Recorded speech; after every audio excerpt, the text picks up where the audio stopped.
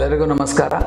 ಇವತ್ತು ನಾವು ಮಾಡೋದು ವಿಡಿಯೋನಲ್ಲಿ ಸ್ಪೆಷಲ್ ಏನಂದರೆ ಕ್ಲಾಸ್ 5 ಆರ್ ಕ್ಲಾಸ್ 6 ಬಾಲ್ನೆಸ್ ಅಂತ ಅವ್ರಿಗೆ ಟ್ರಾನ್ಸ್ಪ್ಲಾಂಟೇಷನ್ ಮಾಡಬೇಕಂದ್ರೆ ಪೇಷಂಟ್ಗೆ ಏನೇನು ಥರ ಗೋಲ್ಸ್ ಇರುತ್ತೆ, ಏನೇನು ಎಕ್ಸ್ಪೆಕ್ಟೇಷನ್ಸ್ ಇರುತ್ತೆ, ಆ ಎಕ್ಸ್ಪೆಕ್ಟೇಷನ್ಸ್ ಮೀಟ್ ಆಗಬೇಕಂದ್ರೆ ಸರ್ಜನ್ ಸೈಡ್ ಏನು ಚಾಲೆಂಜಸ್ ಇರ್ತವೆ. ಸೊ ಅದೇ ಥರ ಅವ್ರಿಗೆ ಯಾವ ಥರ ಪ್ಲ್ಯಾನ್ ಎಕ್ಸಿಕ್ಯೂಟ್ ಮಾಡಿದ್ರೆ ಸ್ಯಾಟಿಸ್ಫ್ಯಾಕ್ಟರಿ ಚೇಂಜಸ್ ಬರುತ್ತೆ, ಎಷ್ಟು ಗ್ರಾಫ್ಸ್ ಬೇಕಾಗುತ್ತೆ, ಎಷ್ಟು ಸೆಷನ್ಸ್ ಬೇಕಾಗುತ್ತೆ, ಅದ್ರ ಬಗ್ಗೆ ಒಂದು ಲೈವ್ ಎಕ್ಸಾಂಪಲ್ ವೀಡಿಯೋಸ್ನಲ್ಲಿ 2 ಸೆಷನ್ಸ್ ಮಾಡಿದ ಕೇಸ್ ತೋರಿಸ್ಬಿಟ್ಟು ಎಕ್ಸ್ಪ್ಲೈನ್ ಮಾಡೋಣ ಅಂತ ವಿಡಿಯೋ ಮಾಡಿದ್ವಿ. ದಯವಿಟ್ಟು ಈ ವಿಡಿಯೋ ಲಾಸ್ಟ್ ವರ್ಕ್ ನೋಡ್ರಿ, ನಿಮ್ಗೊಂದು ಕ್ಲಾಸ್ 5 ಕ್ಲಾಸ್ 6 ಬಾಲ್ನೆಸ್ನಲ್ಲಿ ಯಾವ ಥರ ರಿಸಲ್ಟ್ಸ್ ಬರ್ತವೆ, ಏನೇನು ಪ್ಲ್ಯಾನ್ ಮಾಡಿದ್ರೆ ಒಳ್ಳೇದಂತ ನಿಮ್ಗೆ ಅರ್ಥ ಆಗುತ್ತೆ. ಈ ವಿಡಿಯೋ ಮಾಡೋಕ್ಕೆ ಆಲ್ಮೋಸ್ಟ್ ನಮಗೆ 13-14 ತಿಂಗಳು ಆಗಿದೆ. ಯಾಕಂದರೆ patient I am very thankful to, ತುಂಬ ಥ್ಯಾಂಕ್ಸ್ ಟು ದಿಸ್ ಪೇಷಂಟ್. ಯಾಕಂದರೆ ಸ್ವಲ್ಪ ಜನಕ್ಕೆ ತೋರಿಸೋದು ಇಷ್ಟ ಆಗೋದಿಲ್ಲ, but I am very thankful to him. I am very thankful to my team also. ಯಾಕಂದರೆ ಅವರೆಲ್ಲರೂ ಇದು ರೆಕಾರ್ಡ್ ಮಾಡೋಕ್ಕಾಗಲಿ ಅಂದರೆ almost first time consultation, first surgery results ಮತ್ತು ಸೆಕೆಂಡ್ ಸರ್ಜರಿ ರಿಸಲ್ಟ್ಸು ಅದೆಲ್ಲ ಮಾಡೋಕ್ಕೆ ಆಲ್ಮೋಸ್ಟ್ ಒಂದು 14 ತಿಂಗಳು ಆಗಿದೆ. I am very thankful to the patient again. So ಈ ವಿಡಿಯೋ ಲಾಸ್ಟ್ ವರ್ಕು ನೋಡಿರಿ, ಯಾಕಂದರೆ ಅಷ್ಟು ಎಫರ್ಟ್ ಹಾಕಿದ್ದೀವಿ. ಅದರಲ್ಲಿ ಸ್ವಲ್ಪ ಇನ್ಫಾರ್ಮೇಷನ್ ಸೆಕೆಂಡ್ ಟೈಮ್ ಏನಕ್ಕೆ ಮಾಡಬೇಕಾಗುತ್ತೆ, ಇಂಥ ಪೇಷಂಟ್ ಅವ್ರಿಗೆ ಯಾವ ತರಹ ಪ್ರೋಟೋಕಾಲ್ಸ್ ಫಾಲೋ ಮಾಡಿದ್ರೆ ಒಳ್ಳೆ ರಿಸಲ್ಟ್ಸ್ ಬರ್ತವೆ ಅಂತ ಅರ್ಥ ಆಗುತ್ತೆ ನಿಮಗೆ. Kindly watch until end. Thank you.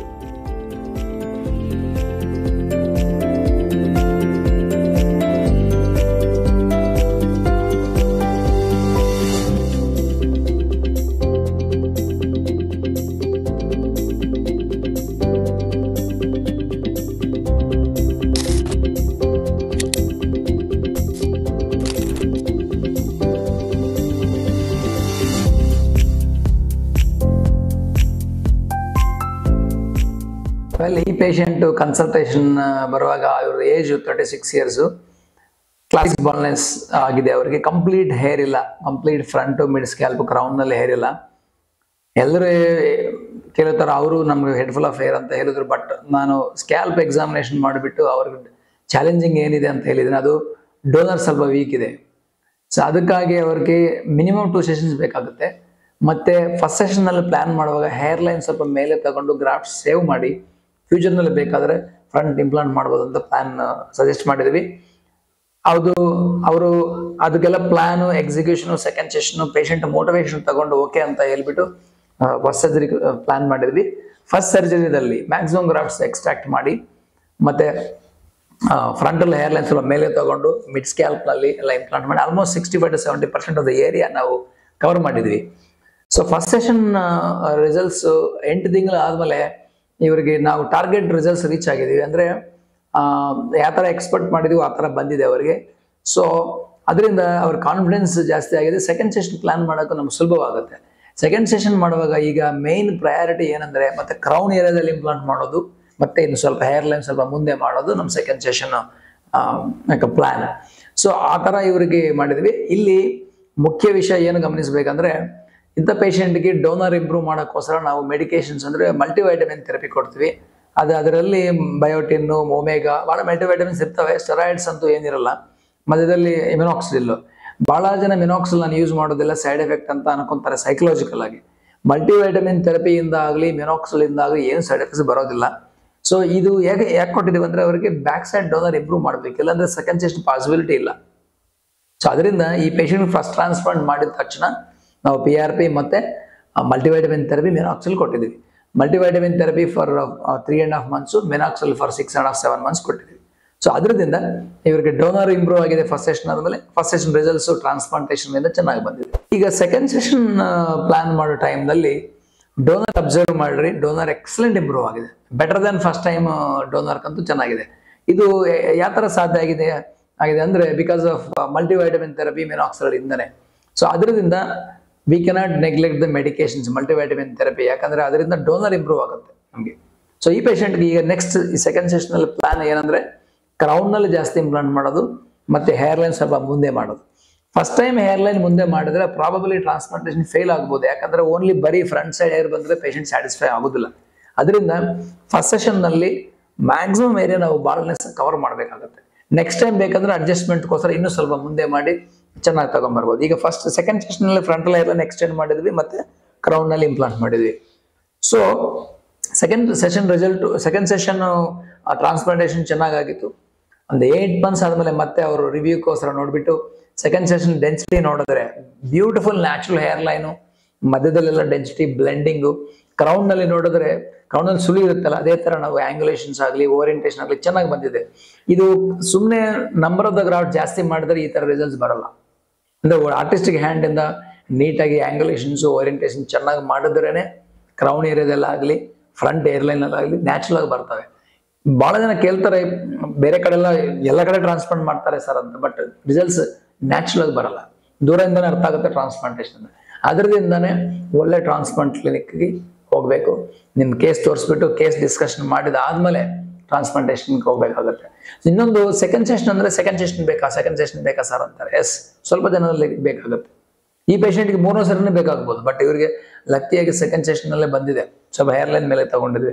ಇನ್ನು ಸ್ವಲ್ಪ ಸ್ಕ್ಯಾಲ್ಪ್ ದೊಡ್ಡದಾದ್ರೆ 3rd ಸೆಷನ್ ಬೇಕಾಗಿರ್ಬೋದು. ಸೊ ಅದರಿಂದ ಸೆಕೆಂಡ್ ಸೆಷನ್ ನೀವು ಅರ್ಜೆಂಟ್ ಮಾಡುವಾಗ ಏನಾಗುತ್ತೆ ಅಂದ್ರೆ most of the clinics second session 6 months ಆದ್ಮೇಲೆ ಯಾಕೆ ನೆಕ್ಸ್ಟ್ ದಿನನೇ ಮಾಡೋಣ ಅಂತ ಮಾಡ್ತಾರೆ. ಆ ತರ ಮಾಡಕ್ ಸಾಧ್ಯ ಇಲ್ಲ. ಆ ತರ ಮಾಡಿದ್ರೆ ನೀವು ಟ್ರಾನ್ಸ್ಪ್ಲಾಂಟೇಷನ್ ಫೇಲ್ಯೂರ್ ಆಗಿ ಚಾನ್ಸಸ್ ಮೋರ್ ದನ್ 80-90% ಇದೆ. ಸೊ ಫಸ್ಟ್ ಸೆಷನ್ ಟ್ರಾನ್ಸ್ಪ್ಲಾಂಟೇಷನ್ ಹಾರ್ವೆಸ್ಟೇಷನ್ ಆಗಿದ ತಕ್ಷಣ ಬ್ಯಾಕ್ ಸೈಡ್ ಸ್ಕ್ಯಾಲ್ಪ್ ಹೀಲ್ ಆಗಬೇಕು, ಚೆನ್ನಾಗಿ ಮತ್ತೆ ಗ್ರಾಫ್ಟ್ಸ್ ತಗೋಬೇಕು ಅವಕಾಶ ಇರ್ತದೆ. ನೆಕ್ಸ್ಟ್ ವೀಕ್ ನಲ್ಲಿ ತಗೊಂಡ್ರೆ ಸ್ಕ್ಯಾಲ್ಪ್ ಸ್ಕಿನ್ ಡ್ಯಾಮೇಜ್ ಆಗಿ ಟೋಟಲ್ ಹೇರ್ ಎಲ್ಲ ಡ್ಯಾಮೇಜ್ ಆಗುತ್ತೆ, ನಿಮಗೆ ಫೈನಲ್ ಔಟ್ಕಮ್ ಅಷ್ಟು ಚೆನ್ನಾಗಿ ಬರಲ್ಲ. ಅದರಿಂದ second session minimum 6 months gap ಬೇಕೇ ಬೇಕು. ಆ ಥರ ವೀಕ್ ಡೋನರ್ ಇರೋರು ಮಲ್ಟಿವೈಟಮಿನ್ ಥೆರಪಿ ತಗೊಂಡ್ರೆ ಇನ್ನೂ ಚೆನ್ನಾಗಿ ಡೋನರ್ ಬರುತ್ತೆ. ಸೆಕೆಂಡ್ ಸೆಷನ್ ರಿಸಲ್ಟ್ಸ್ ಇವರಿಗೆ ಫ್ಯಾಂಟಾಸ್ಟಿಕ್ ಬಂದಿದೆ.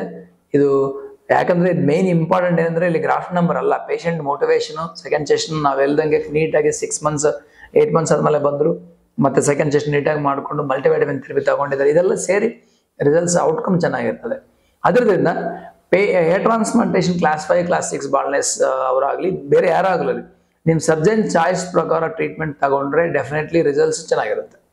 ಸೊ ಅರ್ಜೆಂಟ್ ಕೋಸ್ಕರಕ್ಕಾಗಿ ಇಲ್ಲ ಅಂದ್ರೆ ಬಡ್ಜೆಟ್ ಕೋಸ್ಕರಕ್ಕಾಗಿ ಎಲ್ಲ ಕಡೆ ಟ್ರಾನ್ಸ್ಪ್ಲಾಂಟ್ ಮಾಡ್ಕೊಳಕ್ ಹೋದ್ರೆ ನಿಮಗೆ ಅಥೆಂಟಿಕೇಟೆಡ್ ಇನ್ಫಾರ್ಮೇಶನ್ ಕೊಡೋದಿಲ್ಲ. ನಿಮ್ಗೆ ನೆಕ್ಸ್ಟ್ ದಿನ ಸೆಕೆಂಡ್ ಸೆಷನ್ ಮಾಡ್ತಾರೆ, ಗ್ರಾಫ್ಟ್ಸ್ ಜಾಸ್ತಿ 10,000 ಅಂತ ಹೇಳ್ತಾರೆ. ಅಷ್ಟು ಗ್ರಾಫ್ಟ್ಸ್ ನಮ್ಗೆ ಬೇಕಾಗಿಲ್ಲ. ಇದೆಲ್ಲ ಆಗಿ ಎಂಡ್ ಆಫ್ ದ ರಿಸಲ್ಟ್ಸ್ ಚೆನ್ನಾಗಿರೋಲ್ಲ. ಅದರಿಂದ ಕ್ಲಾಸ್ 5 ಕ್ಲಾಸ್ 6 ಬಾಲ್ನೆಸ್ ಮತ್ತೆ ಬೇರೆ ಬಾಲ್ನೆಸ್ ಅವರು ಫಸ್ಟ್ ಆಫ್ ಆಲ್ ನಿಮ್ ಕೇಸ್ ಸರ್ಜನ್ ಹತ್ರ ಕುತ್ಕೊಂಡು ಡಿಸ್ಕಸ್ ಮಾಡಿ ನಿಮ್ ಗೋಲ್ಸ್ ಏನು, ನಮ್ ಕೇಸ್ ಯಾವ ತರ ಮಾಡಬೇಕು ಅದೆಲ್ಲ ವಿಚಾರಿಸ್ಕೊಂಡು ಎಷ್ಟು ಟೈಮ್ ಗ್ಯಾಪ್ನಲ್ಲಿ ಮಾಡಬೇಕಾಗುತ್ತೆ. ಇದೆಲ್ಲ ಮಾಡಿದ್ರೆ ಡೆಫಿನೆಟ್ ಆಗಿ ಒಳ್ಳೆ ರಿಸಲ್ಟ್ಸ್ ಬರ್ತವೆ. ನಮ್ಮ ಕಡೆಯಿಂದ ಚಾಲೆಂಜಸ್ ಏನಂದ್ರೆ ಈ ತರ ಪೇಷಂಟ್ಗೆ ಅರ್ಜೆಂಟ್ ಇದ್ರೂ second day 3rd day second session ಮಾಡೋಕೆ ಸಾಧ್ಯ ಇಲ್ಲ. ಆ ತರ ಮಾಡಿದ್ರೆ ರಿಸಲ್ಟ್ಸ್ ಬರಲ್ಲ. ಬಹಳ ಜನ ಅದು ಅರ್ಥ ಮಾಡ್ಕೊಂಡಲ್ಲ, ಬೇರೆ ಕಡೆ ಹೋಗಿ ಸೆಕೆಂಡ್ ಸೆಷನ್ ನೆಕ್ಸ್ಟ್ ದಿನ ಮಾಡ್ಕೊಂಡು ಹಾಲ್ ಮಾಡ್ಕೊಂಡಿದ್ರು ಬಹಳ ಜನ ನೋಡಿದ್ದೀನಿ. ಅದರಿಂದ ನೀಟಾಗಿ ಒಳ್ಳೆ ಕ್ಲಿನಿಕ್ ಹತ್ರ ಹೋಗಿ ಒಳ್ಳೆ ಸರ್ಜನ್ ಹತ್ರ ಕೂತ್ಕೊಂಡು ನಿಮ್ಗೆ ಯಾವ ತರ ಸೂಟ್ ಆಗುತ್ತೆ. ಯಾಕಂದ್ರೆ ಇಲ್ಲಿ ಗ್ರಾಫ್ಟ್ಸ್ ಡೋನರ್ ಇದೆಯಲ್ಲ ಅದು ದುಡ್ಡು ಕೊಟ್ರೆ ಬರಲ್ಲ, ನಿಮ್ಮ ಸ್ಕ್ಯಾಲ್ಪ್ ಇಂದ ತಗೋಬೇಕು. V cannot by from market. So ಬಹಳ ಇಂಪಾರ್ಟೆಂಟ್ ಅದು, ದುಡ್ಡು ಮೇಲೆ ಇಂಪಾರ್ಟೆಂಟ್ ಅದು ನಿಮ್ಮ ಡೋನರ್. ಸೊ ಅದಕ್ಕಾಗಿ ಒಳ್ಳೆ ಟ್ರಾನ್ಸ್ಪ್ಲಾಂಟೇಷನ್ ಕ್ಲಿನಿಕ್ ಹೋಗಿ ಕೂತ್ಕೊಂಡು ಡಿಸ್ಕಷನ್ ಮಾಡಿದ ತಕ್ಷಣ ಆದ್ಮೇಲೆ ಡಿಸಿಷನ್ ತಗೊಂಡು ಮಾಡ್ಕೊಂಡ್ರೆ ಒಳ್ಳೇದು.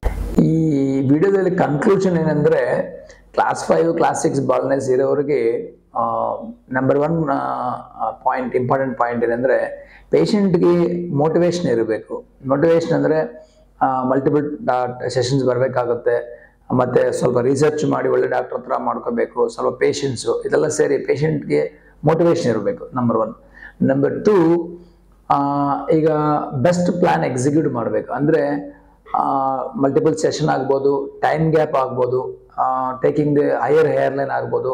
ಆ ಪ್ಲಾನ್ ಎಕ್ಸಿಕ್ಯೂಷನ್ ಇರ್ತದಲ್ಲ ಟ್ರಾನ್ಸ್ಪ್ಲಾಂಟ್ ಮಾಡೋ ಟೈಮ್ದಲ್ಲಿ, ಅದರಲ್ಲಿ ಈ ಸ್ಟೆಪ್ಸ್ ಎಲ್ಲ important. So plan execution is very important.